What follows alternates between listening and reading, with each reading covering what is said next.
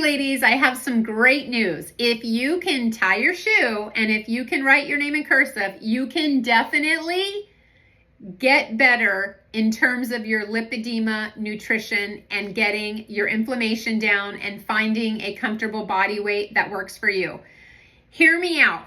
Consistency is key. You knew I had to go there with something that was a little bit cheeky.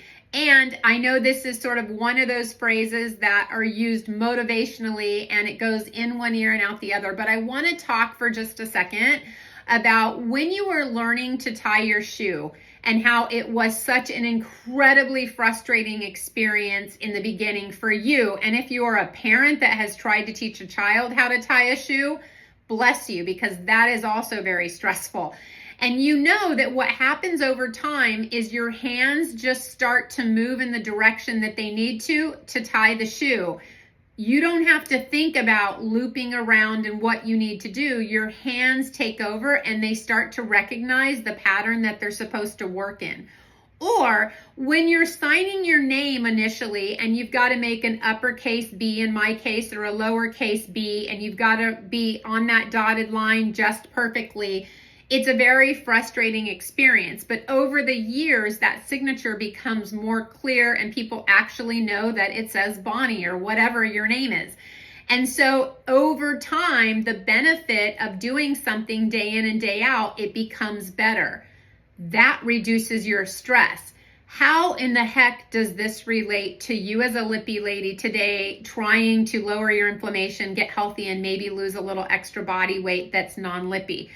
Let's talk about it. The thing is, the more consistently you do something, whatever the behavior is, the more natural it becomes, and it's a habit forming. So it becomes habit forming, just like tying your shoe and your hands moving. The next thing is that when you do something consistently, it becomes cumulative in terms of the benefits. The more often you do it, the better you become, the more you reap the benefits. Now you sort of see where I'm going.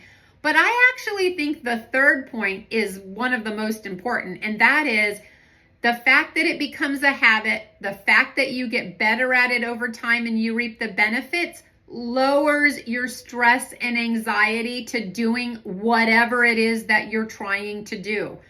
Just being consistent makes you better, it makes it a habit, and it makes life more pleasurable. So if you can just drop the perfectionism for a while and let that go by the wayside and just focus on showing up and being consistent with yourself, you're gonna reach your goal. You may not reach it in the timeline that you want to, but you're gonna reach your goal, and being consistent is going to get you there.